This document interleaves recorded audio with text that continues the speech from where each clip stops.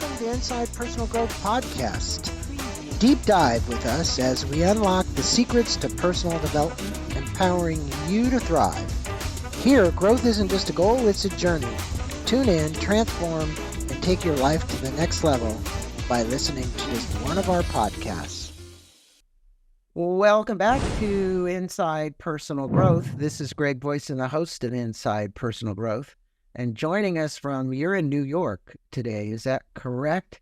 Actually, I moved to Washington, D.C., so I'm in Washington, D.C.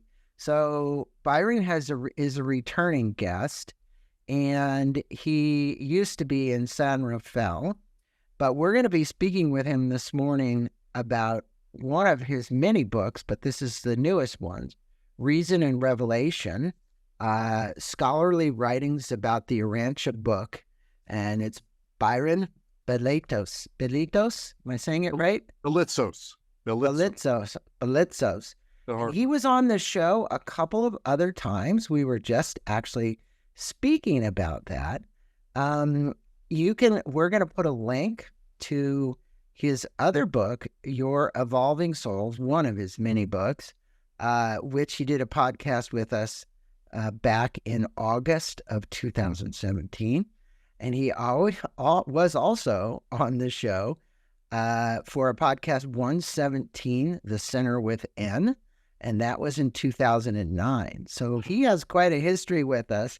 We actually reached out to him because we saw that he'd published a new book, and he responded, and we appreciate that. And I think for my listeners, let's just give them a tad bit about you. He was telling me that this bio isn't complete, but it is a bio, and we want all of our listeners to go to Rodin Institute, RODANINSTITUTE.org.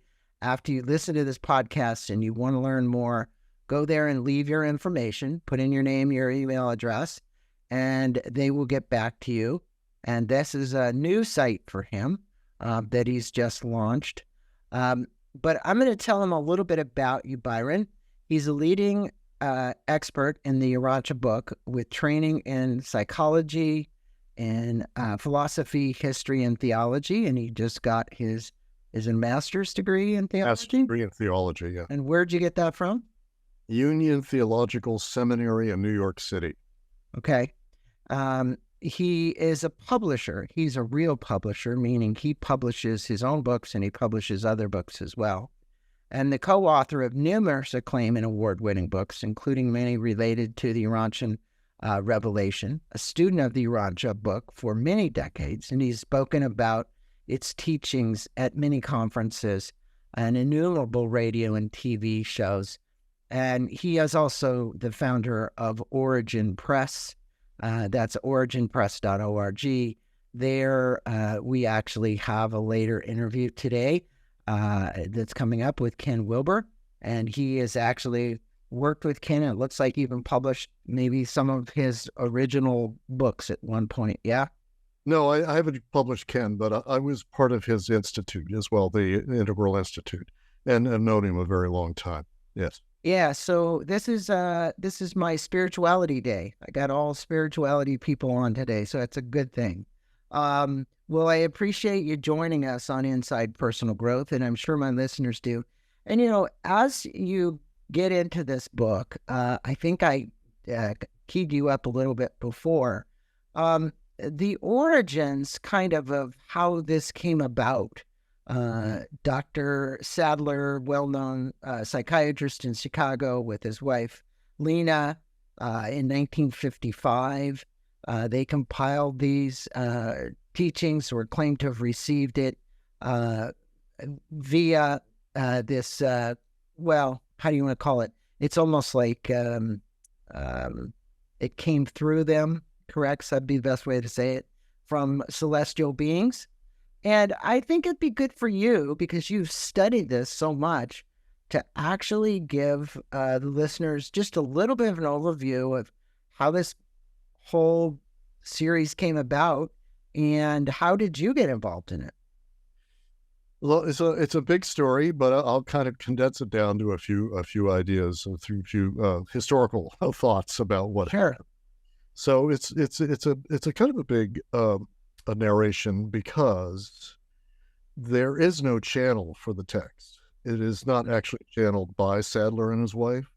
Mm-hmm. What it is the case that in the way back in like 1910, there was a contact that was brought to them, and Sadler was a psychiatrist and a pretty famous guy already, and was an expert in psychology. And they brought this person who had being speaking through him, Mm-hmm. and his thing was debunking channeling at that time. Mm. So Okay. he was trained by Freud. He was a man of his time. He was a scientist. He also was a surgeon. Back then, you could be a surgeon and a psychiatrist, right? So he was debunking various channels, because they were all over the place in those days. Psychic phenomena was a big thing. People don't realize that. So he tried to debunk this, and this being was speaking to him through this guy, and asking him to interact. And so they did. The wife, and it was secret. They interacted. So basically, what they said was, "It's time for an update for Western civilization regarding your scripture." And he's like, "Oh yeah, sure, So and so, but the dialogue went on for years. Yeah. And Had being to a have. scientist, he tested it, and he was trying to find out, how is this guy making this up? Because it was like Edgar Casey, because Edgar Casey's in a kind of sleeping Right. state. So some people think this is Edgar Casey. Kind of like the Course in Miracles too. That was another one that was supposedly channeled, right? I'm not saying that it is or it wasn't, because I'm not here to deny it. I'm just saying that Course in Miracles, same thing, right? It's compared to the Course, but the Course is different because we know that Helen Schuckman actually wrote it. She acknowledges that. And Okay. Bill Thetford was there and saw the whole thing. And so this is different, although it's similar in the sense that it's an amazing text, like how... Well, and not to get off the subject, but she was in the Bay Area where you live most of your life, right? Right. So did you ever meet her? No, I never did, but I met the people around her, because everybody, they were doing all this outreach, and everybody, but she was reclusive. I never met her. Yeah. But yeah. So the Sadler and his wife, they literally tried to debunk this, and they said it's time for a new update, right? And, right. It's like, what? And that update took how many years? 20 years. So by 1924, the being said, "Well, we've been talking for a while, and I've answered your questions, and others have come here and answered your questions. These are like Edgar Casey kind of dialogues, right? Uh-huh. And now we're going to bring through for you a new epical revelation to mankind," right? And they're like, "Well, what do you mean?" They said, "Well, you'll see." So we don't know exactly how these papers, they call them, their chapters or papers, but they would, in a sense, materialize. Mm-hmm. Okay. So my book, Reason and Revelation, tells that story in one of the chapters.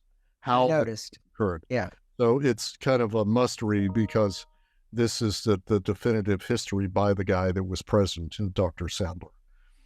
So what compiled you to take this Reasons and Revelation at a scholarly examination of this Urantia book? Because, look, there's been lots written around it, and you're one of, if not the key experts, I would say. And I use the term expert because I really believe that you are. What are you trying to do for our listeners through this volume that you've written? It's a kind of like a testimony to love, because if our divine parent, is the way I like to say it, or divine parents, Father God, Mother God, if they really love us, right? If your parents love you, right? So your parents want to talk to you, say, once a month, right? They'll give you a call, right? They don't like say, "Oh, we're your parents and we're never going to talk to you again for 2,000 years. Mm-hmm. That's sort of what Christianity's like. You get I see. we get this text, but no updates. It's all over, and we're not going to be updating that. We don't care if you have World War II. We don't care if you have artificial intelligence. We're not giving you any updates because it's all done in the first century. So, take it or leave it. So this is, in your estimation, kind of an update. It's a talk from the parents to the children, right? If we want to refer it, saying, I still love you. I'm here, but you don't have to wait 2,000 years in between to hear from me again. Yeah, I'm going to say hello, but not only that, I'll give you a little update on things. And, because back in the first century, they didn't have email, they didn't have, fax, they didn't have television.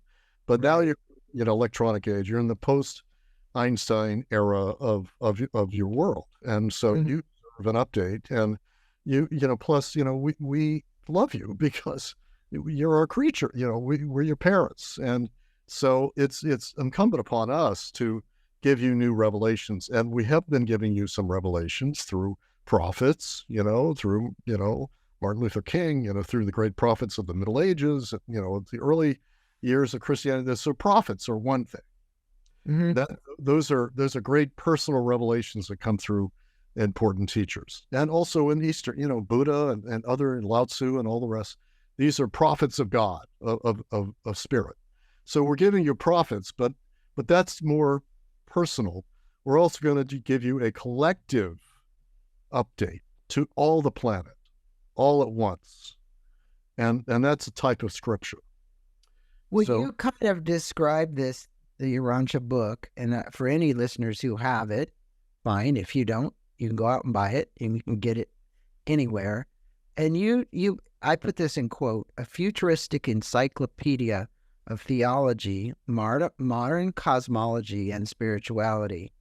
How does this interdisciplinary approach kind of benefit our readers? There's a lot of people here that come to my show. They're spiritual. They're not religious. Okay.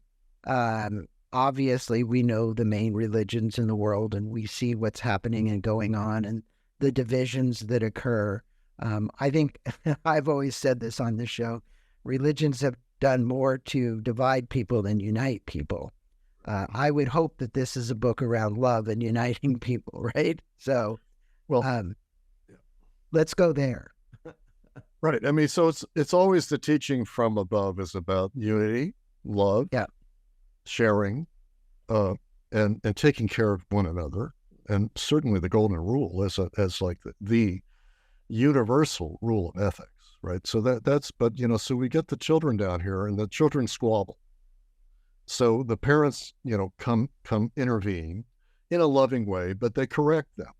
So what we're also told is that this is a correcting time, a time of correction of the errors of the past, because the children have mismanaged the revelations to humankind, and they're having religious wars. I mean, for God's sake, yeah, well, we see them. Yeah. And they're right in front of us, and they're really acute.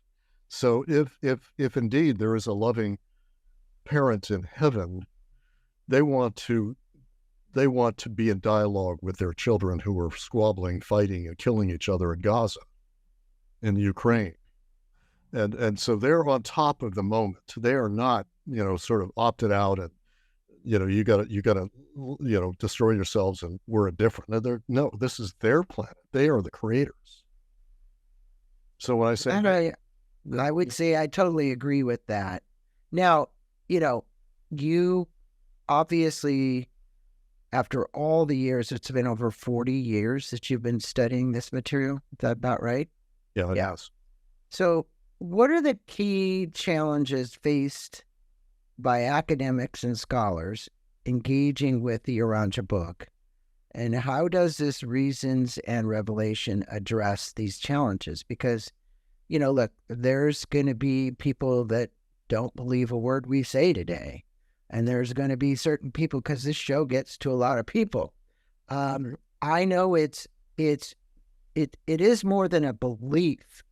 It's a truth to somebody like yourself who has spent 40 years doing it. I always say it's the big T or the little T, right? And And we know that beliefs can change, right? Somebody gets a belief and then somebody can say something and it can change. But when you have a truth, you're pretty focused on it. This is very important to you. And I want to get that across. And I think from an academic standpoint and a scholarly standpoint, there's always then, okay, it's almost like science. How are you going to prove it? Yeah. I mean, that's a valid question because yeah, it's pretentious, really. The Urantia book, we call it Urantia Revelation also, is pretentious. It's stated this is an update to humankind from the celestials who oversee the planet. I mean, come on. I mean, that can't. So, but the hardest part is to take it to scholars of religion. Exactly. So, well, that must be fun for you. Those are fun debates that you have. I waited till I was like 68 years old to try it, right? My 20s, really. So but it's justifiable because look, I mean, scholarship is like a wall you got to climb, right? And you can't go way up the wall. You got to go to the top and over the other side to qualify to get your PhD, for example. Right. And what does that mean? That means you know the literature in your field. You're not just a solo operator out there who thinks they've come up with something without peer review, right? So we got a lot of, sort of crackpots, people that think they've got a revelation, but they as a publisher, I see them, they send their manuscripts to me and I ask them, well, have you, what other books do you know of in the field? And they go, well, I don't know of any other books in the field.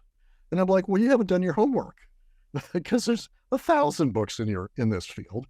And you think you're unique, but you don't even know what the other folks are saying. And these are your peers, right? So, but that's all that scholarship is. Scholarship says there's all these other experts and we come together and we compare notes and we can scrutinize because we're doing it full time. These guys are doing it full time, right? So I want to go to the people doing this full time and say, what do you think of this? So what happened was in the last 20 years or more, scholars have been coming to the Urantia book.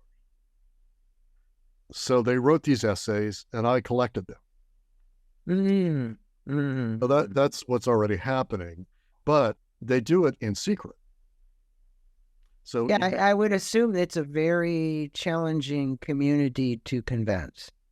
But because you have all these scholarly papers already written, it's becoming easier to climb that wall, right? I give my listeners a little bit of an example here. It isn't off the wall because there is a correlation here. So most of these physicians who are trained at Harvard, and especially in orthopedics, people aren't going to use stem cell and they're not going to use it. No, it's got to be surgery. You have to do a surgery on the knee. That's the only way you're going to fix it, right? So get this. There've been so many people denying alternative treatments for so many years and the way this doctor explained it to me, the East Coast. But he said, if you're on the West Coast in San Francisco, now this was his analogy, there's all this alternative practice going on. People are taking adipose out, injecting in people's knees. They're getting fantastic results. Yet it was always, and I know this may sound weird, oh no, you have to have a shoulder replaced or a knee replaced or this done. Now the whole community, now listen to this, after however many years this has been, and so many scholarly papers written about the validity of these other alternative practices, has now said they're all shifting. And now when you go to an orthopedics office, and I know this sounds a little weird to be on religion here, but if you go in, they're offering alternative treatments, not just, we're going to take your knee out, we're going to put a new, knee in. No, we're going to try all these alternative treatments. In a sense, the reason I related that, the correlation is it sounds like it's almost the same because you have these scholarly people that came out of Harvard or wherever, said, look, this is the only way you can do it. But after however many years it's been, 30 years, they've now all decided, guess what? There is some proof in what those other people were saying in San Francisco. I think it's an excellent analogy because there's many elements in a paradigm change, as you know, right? Yeah. So it's not just the intellectual cognitive part of it. It's also that there's a group thing. And so people kind of unite around, well, this is how we do it. And here's the evidence, right? Because in science, you got to show the evidence, right? But they only point you to the certain journals. They don't point you to the alternative medicine journals, of which they're very sophisticated now. They don't even read that stuff. So why don't they? Well, that's a corruption element. I mean, you're going to have to admit, because the entire field has validity, because these are other people with PhDs and MDs that have done their homework. They're just in a different school of thought. So that's the same. And religion's even worse, right? Oh, well, so definitely. We've had a lot of people come on here, and it's been I hate to say a battle, but kind of an uphill battle. But if you're out there in it long enough, you see both sides, and you have to find a middle. And now one of these, you talk about the essays that you've from the Urantia book as a compensatory gift to mankind. Could you elaborate on this concept and its relevance today? Because look, if the listeners go out and pick up your book, they're obviously going to, if they haven't been exposed to this at all, the good thing about it is this book is for literally anybody who has never been exposed to this content before. I'm just going to say content, this philosophy, this spiritual philosophy. You can pick this book up, right? And if you really want to learn something new, you can learn it all in this, pretty much in this book, right? That's what you wrote it for. Yeah, I edited it. Of course, I didn't write it because they're a collection of essays, but I edited this because we need an introduction that is fairly advanced, but it's still an introduction. So it's not just like a popular introduction.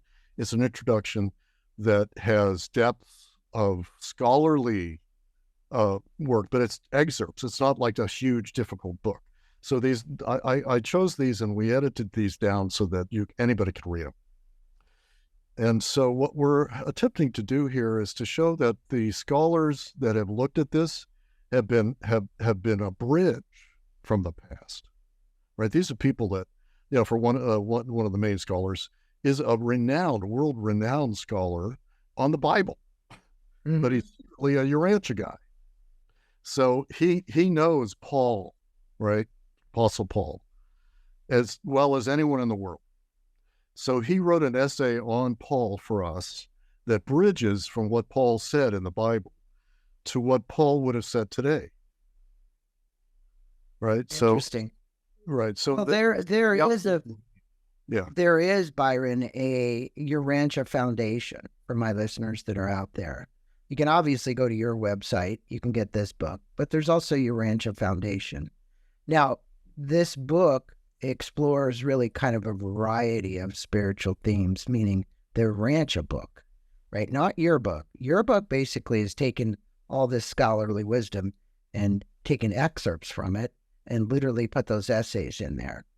But it's really what I'm getting at is it kind of explores the nature of God as a loving, omnipotent being, right?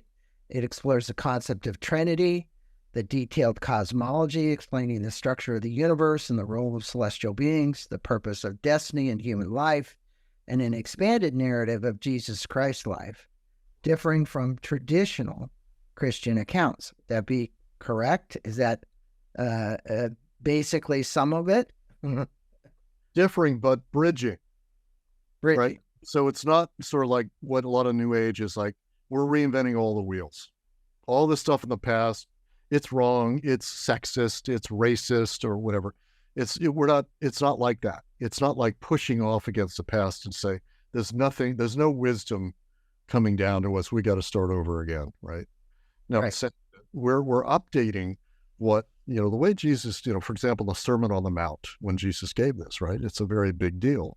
And it's at the center of the New Testament is what he said there. Well, the Urantia book gives you the Sermon on the Mount, pretty much the way it's in the Bible, but gives you the context for it and tells you why he said these things. And it turns out that the Sermon on the Mount was not presented to the masses in the Bible, as it says in the Bible. It was presented to the apostles. It's the instruction for apostles who are direct disciples of Jesus It is not necessarily instruction for the whole world, because it's almost impossible to carry out the Beatitudes, the basic teaching, unless you're like a monastic. You almost have to be a renunciant to do it. So there's a confusion that you get in the record of the Bible. Still, the Sermon on the Mount is good for everybody to read. Don't get me wrong; it's really great. But this reshapes your perception of what Jesus was doing, and so we deserve to know that. This is instructions to his apostles and disciples. So if you're devoted, this is your guidebook, is the Sermon on the Mount. How does the Urantia Book reinterpret the life and teachings of Jesus, and what impact does this have on the traditional Christian belief? Because look, there's a bazillion Christians out there, right? Right. This isn't an attack of the Bible. This is what you're saying is kind of like a reboot, an update, right? Because it's been a long time since we revisited you. If it's mother and father revisited. So but for all those people that are out there, I mean, you've got quite a following already from the Urantia teachings. So obviously it's resonating because, look, you think about this. As history has evolved, times change. As times change, everything needs to be updated, right? And I mean, so why? I guess the question might be is, how did it come up with the name Urantia? Oh, yeah, we should fill that in. So that is, part of this revelation to the planet is, here's the name of your planet. Oh, okay, that's a good. Up here in the heavenly realms, we have a name. We don't call it Earth. It has a name, and Urantia is the name of the planet. Okay. And it means we identify, just like you have your name, your planets. Well, how many planets are there out there in the universe? Is it just one that's inhabited? Right. So this is right. So, but we didn't know that in the 1920s and 30s when the Urantia Book was coming through. We didn't know that. We didn't even know there were galaxies. Barely knew there were galaxies, right? So this thing is telling you there are millions of galaxies and billions of inhabited worlds, and each one has a name. And so Urantia is the name of your planet. So in your view, Byron, how does the Urantia Book portray the cosmic evolution and the concept of what's called the grand universe? Because you're talking about it right now, the grand universe. Right. Expand our understanding of spirituality. So how is that going to expand our understanding? Like you just said, hey, we didn't know all these other planets existed. We didn't know if they were inhabited or not inhabited. And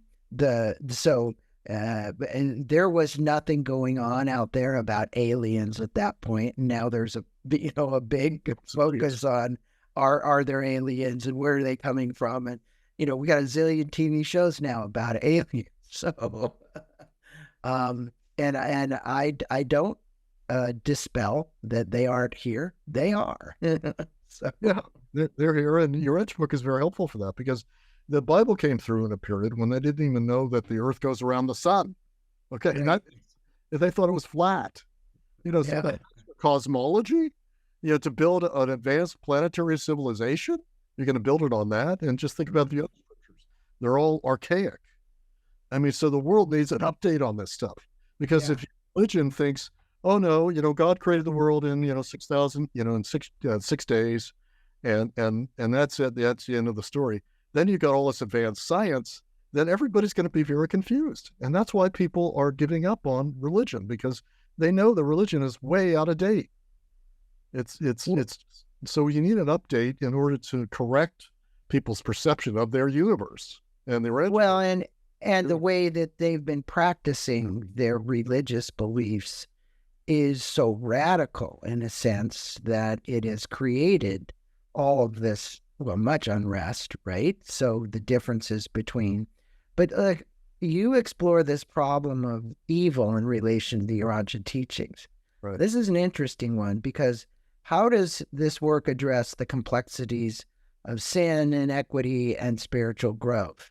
Now, one that probably needed updating, well, all three of those needed updating, but basically explain that to us, because I think from people listening today, that would be a big one, right? It really would be. That's really one of the biggest ones. I sent you my brand new book on that, by the way. And so I spent years on this issue of evil. So that's another big problem with the Bible. Okay, so Paul, right, created a doctrine of sin. Mm-hmm. Well, that's not in Jesus's teaching, actually. It's Paul's idea, all right? Kind of, he invented an original sin. And it's actually a compelling doctrine, but it's not really quite right. It's ancient and archaic. Mm-hmm. So they're born in sin. I mean, that is actually not what Jesus was saying. Even if you read the New Testament Jesus doesn't say, you're born in sin and you have to fear God. That's not what Jesus, that's what Paul is saying, right? So we need an update on that. So we need a correction of Paul. There's this problem of sin, but there's a God, a loving God that forgives you. And not only that, God is not this absolute substance that just sits out there in the middle of the universe and judges people. God is evolving, right? So it was not something, they didn't even know that there was such a thing as evolution until like the 15th century. Yeah, but if most people would say that are spiritual, they're listening, are going to say spirit is in everything. Spirit is another word for God. Right. So, when you look at teachings, like people ask me, from an Eastern philosophy, self-realization fellowship, which is where I've kind of landed, right? Everybody could question the teachings of Eastern philosophy. You can question Christianity, Judaism, any of them. So this book in particular takes one of the most important books of all of these, which is the Bible, right? And the New Testament. And it says, hey, looks, it needed a reboot. Here's the reboot. So you must be taking arrows from a lot of people all around the place, right? Okay, but it's a lot at stake. It is worth it. For example, as I was saying, people didn't know there was evolution. The Catholic Church didn't think there was evolution until I know. 1950, right? Right. So how can you have a world teaching that doesn't believe in evolution in 2024? You just can't do it. Even like take Hinduism, Yogananda's, tradition. Hinduism didn't believe in evolution until Aurobindo. Sri Aurobindo was the only one really in that tradition who at the same time as the Urantia Book said, no, deity is evolving. Deity is absolute, but also evolving. That's not hard to get your mind around, but you're not going to be able to get anywhere if you say there is no evolution. So you were just talking about born in sin. So let's go back to that. Go back. And Paul, and I want to finish up with that, because let's finish that. To give you the time to finish that. Explain, if you would, because you're going to reboot. You're going to give everybody a new understanding of sin. What is that?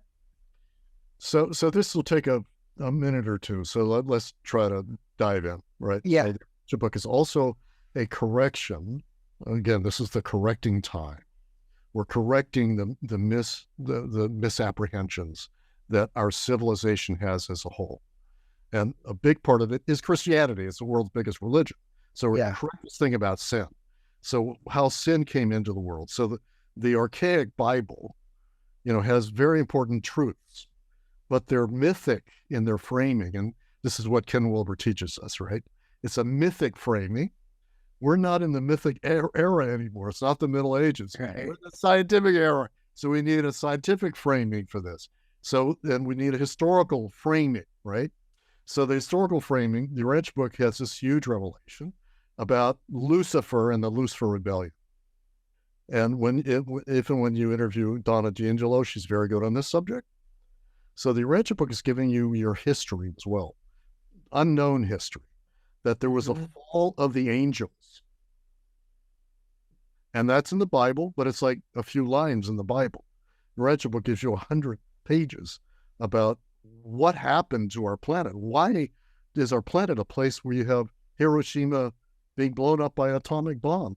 Does that happen in all inhabited planets? Do they blow up whole cities? No, we're an exceptional planet because we are one of these rare planets where the angels went to the dark side. Mm-hmm. Okay, So keep going. if that happens with your angels, that's a very rare and very disastrous condition. So that's where Right. Paul gets this idea of original sin. Remember that Adam fell into sin, and because of Adam's sin, we are all biologically related to him. So Yes. we're born in sin. It's a symbolic way to understand why things were so dark and evil during the Roman times. I mean, it was so brutal. They would crucify hundreds of people at the same time. They would. And so how do you explain this kind of crime? So it was a pretty good explanation for the time. But now we need modern explanations. So part of the Urantia Book is to say, you have a history where there's darkness, but then there's redemption through the prophets, through Christ as the supreme teacher, also in Buddha and others in the East. We're here to straighten this out. This is an off-planet problem. It was a source from off-planet beings. So now is the correcting time when you're ready. We now have a foundational text, the Urantia Book, and we're going to explain to you why you had the Holocaust, why you had all these wars that are destructive. That's because at the seat of this is something Paul calls original sin, but we're telling you that it is a kind of a collapse of the angelic host of your planet. That's a complicated thing to explain. Okay. Yeah. But Yeah. more than that, the other part of this is the theological part of it, which is that deity is not just this absolute thing that just sits there. Deity is evolving with you, is walking with us. The mistakes that we make are incorporated into the heart of deity. That's because of love. It's like your parents. Your parents know your life history better than you. Mm-hmm. Well, deity knows your life history better than you do. So all of these errors and all these the evil things that you do, admittedly, are in the divine heart and absorbed in it, but are part of the evolution. So that's how we can explain evil and sin, is that we're evolving and making mistakes, but we're able to heal and redeem ourselves. That's a different idea than what the church teaches. Yeah, and that's a good explanation, actually. It was great. I have an off-the-wall question. I think I've heard, and I haven't Googled this, but there's obviously a decline in, let's just call it, people heading toward Christianity or heading toward any of these religions. But people are looking for a spiritual path, obviously. They're seeking out people like you and Ken Wilber and all kinds of other people to give them a better explanation. Now, there's people that are atheists, right? They have no belief in God at all, right? Agnostic, But the point would be, do you believe this might be a text for somebody like that who is literally like saying, hey, I don't believe anything you guys have, but I would like to know what the scholars potentially, because you're saying, hey, here's some scholarly wisdom as you've climbed up this wall, as you said, to prove this over the last 40 plus years, right? And that's just you. That's not everything else that's been going on with the Urantia Foundation. So one of the places that they want to go is to your website, which we're going to put a link, but they also could go to Urantia Foundation. We'll put a link to that as well if they want to really take a deeper dive. Would that be appropriate? Urantia.org is the organization. Yeah. And okay. Really quite amazing stuff. But yeah. But the so what to your original question, I think, was more about well, we were talking about this non-religious, right? Yes, exactly. Yeah. So the way I see it is there are two parts to that. One part is the science. Smart people who went to college, for example, they studied science, right? Right. So then somebody says, well, you got to read the Bible. But the Bible has no science. It's completely out of date cosmologically. Really, we're like kind of crazy, right? Yeah. Yeah. And so, a smart person is going to say, look, is you can build my religion on something like that they didn't even know the earth went around the sun. They didn't even know there was biological evolution. That can't fly. That's one. And two is that the rigidity of the theology of that period is just from that time. And back then, they didn't have the expansive view of things. So why would they embrace something that is so rigid and so narrow, even though it's got some great truths in it? Why would an intelligent young kid in college, want to do that unless it was just something forced on them? So that's why it's like any religion. I mean, I was speaking with a lady the other day that lives in Utah about Mormonism, and it's just when you look at how the teachings go from generation to generation to generation, because that's the way the kids were brought up, right? Now, I have nothing evil to say about Mormonism. I'm basically just saying it's another religion that's out there that can't be explained. Many things can't be explained. And so you're at least trying to explain, right, in a scholarly way and prove. And I think that's important, especially in today's age where we do rely a lot on science versus just, a lot of people say woo-woo, right? It's like, where's the proof? So let me ask you this. What do you hope readers will take away from your book, Reasons and Revelation, in terms of their personal spiritual journeys? And that's where I was going with this. We have people out there at the far spectrum who are going to listen to my podcast and they're going to go, or you're going to have people that are really deep Christians in the middle of the road. And then you're going to have people that are really into just some very, very far kind of, hey, even the Urantia isn't enough. We need more, right? And from an explanatory standpoint. So how would you want people to pick up your book and say, hey, if I read this, it's going to give me a new perspective? What new perspective do you believe they're going to get from your book? It's a global, but it's galactic, really cosmic. It's a cosmic perspective. So, for example, we have this thing called Christian nationalism right now. It's a very big movement. It's, everything's about our nation, and we gotta be good patriots, and the Bible is connected to that. Yeah. And there's a political movement around that. I understand. Okay. So this is a big error. This is very big implications. Yeah. And so what we need is global Christianity, global Buddhism, global, rather than national. So what happened in India recently, Craig? They're getting into a nationalist version of Hinduism, right? That guy took over the country, and they're beginning to even blow up mosques. They're discriminating against because it became nationalist. We can't have that in the modern age. We will dissolve into warfare unless there's a global view. But a better way to get the global view is look at it from the standpoint of the galaxy. Looking down on this is just one planet.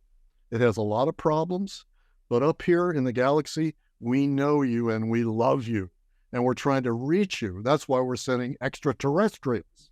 That's why we're sending the Course in Miracles. We're sending all these things to update you and upgrade you from archaic scriptures, which are very good. Don't forget, there's a tradition of Christianity that's brilliant, full of wisdom, but it's now time to come into the postmodern and, as Ken would say, the integral age, where science, cosmology has to be integrated with your spirituality. Otherwise, you just fall into these ancient patterns, which aren't work. That's why we have this huge war in Gaza between, Jews and Muslims. Well, there's a spiritual leader on this planet right now that is espoused for as long as I can remember, and his name is the Dalai Lama, that the only thing that's going to actually resolve all of our conflicts is going to be compassion. I have a nonprofit called Compassionate Communications.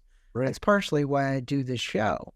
And it is that, you have to have compassion for your fellow soul to actually see their point of view. I didn't say empathy. I said compassion. So there's a big difference in my estimation between the two.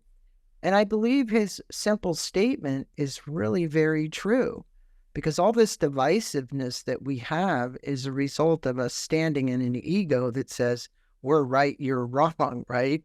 And getting through that. Now, I mean, you and I could probably have a conversation for an hour, but we don't have that much time about how that all works. But what I would like you to address, and kind of wrapping things up for this interview, is your personal advice that you could give someone regarding the Urantia book and your book, Reason and Revelation, who might be kind of daunted by its complexity, right? We're talking about a lot of complex things here. And how does your book, Reason and Revelation, serve as a guide to make it simple? For everybody who's been listening to us for the last 40 minutes or so, it's like, okay, I get it. This is a whole new reboot. We know where it came from. We get that all these scholars have written papers, and it's now more and more proof that what they're talking about is real and can be more proven. What would you tell them about getting through all of this complexity and challenge? We'll give them this kind of the simple gospel as updated in the Urantia book, that Jesus was not a Christian. Okay? That's an invention.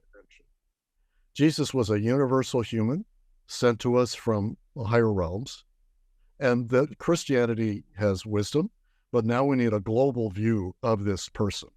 He's not a Christian. He's a global teacher, and his teaching is not that I was crucified and resurrected, and my blood redeemed you. That is a human teaching. The real teaching is God is your father and mother, loves you, and because he's creator, she's creator of all humans, you are to become unified as one human family. That's what his teaching actually is. It actually is there in the New Testament, but it's covered up by these human doctrines. So we're going to come back to this thing. It's a universal teaching. It's pretty much the same teaching as Buddhism, except that it's a loving father and mother. Buddhism doesn't really have that exactly, but right. But that right. If this is true, if there is this omnipresent, all-loving father, mother, what are the implications for peace on the planet? Well, you are an agent of peace. Well, how do you become one? It's by opening to this presence. And by the way, I didn't get across that the interior life is changed by the Urantia book because of its teaching that there's a presence of like a fragment of God in each person. Okay. Yep. But really the teaching of Buddhism, right? The Buddha nature is within each person. Yeah. So, but to open to that, an egocentric person cannot open to its influence because its influence is very gentle. So this is the gospel is, I'm within you, I'm around you, and I love you, and you're all brethren and sisters and brothers in one big planet, and stop the wars, stop the division, because you're one humanity. And soon you'll be encountering other planets. I mean, you already are encountering other worlds and extraterrestrials, and that you will have to learn to be diplomats to the galaxy. And I think many of these wars that you mentioned earlier, the Ukrainian war, the war at Gaza and Israel, the fighting that goes on is, again, driven around, I'm just going to say in many cases, it's a retribution for something that somebody believes should happen as a result of something that happened to them. Now, I see this happen in courtrooms where somebody killed another person. Now we're getting to the essence. And the people where the family where it happened, they forgave. We haven't even talked about forgiveness, but I'm going to say something here. in reality, for people to actually make this shift, there's got to be a lot of forgiveness that goes on. And that is a really challenging place for people to get, because I'm just going to say their humanness and their ego gets in the way of them forgiving. They're like, no, it's retribution. I'm going to go attack all those people in Palestine because they killed our people over here, and we la, la, la, la, la, whatever you want to go on. It's always the same story, right, Byron? Well, it's a story of ego, but that's the psychology of it. But there's another part of that. Ego also is supported by an incorrect cosmology, and by an incorrect idea of history, and by archaic scriptures. For example, the Old Testament that says this particular people should own this land in Israel that was given to them by God 4,000 years ago. That is archaic, mythic concept that they are basing this thing on. So we need a correction. In the Urantia book, there's so many pieces. It takes on that issue too. What was Judaism and how it went off the rails, so to speak. So I'm going to encourage the listeners, seriously. You gave us the website, and I'm going to repeat it again. It's rodaninstitute.org. For all of you who've been listening, this is where the research, education, and ministries are fostering the religion of the future. And I think that if somebody has an open mind and really just wants to explore, go there and leave your information, right? Get this book. It's not expensive. We're going to put a link to it on Amazon, Reason and Revelation, and reach out to Byron. He's available, right? He'll answer his email, or somebody will, but definitely, if you have an interest in this, then definitely make a connection with Byron. We'll put the information there so you do. When you put the information in at Rodan Institute, it's probably going to go to Byron anyway. Yeah? It's going to go to me, and this is non-commercial. If you want to get a PDF for free, I'll just email it to you. We're on a mission to correct these things that are causing a collapse of our civilization. Well, the essays are in here. They just buy this book. You're going to get a big dose. And then if you want more and you want to follow it, right, reach out to Byron or reinterpret.org. Yeah, reach out to him and check him out. Check out his other books too, because they're all there. We were speaking about one that you mentioned that was just one right here. Truths about evil, sin, and the demonic. There's another one. So, these two books, your thumbs up.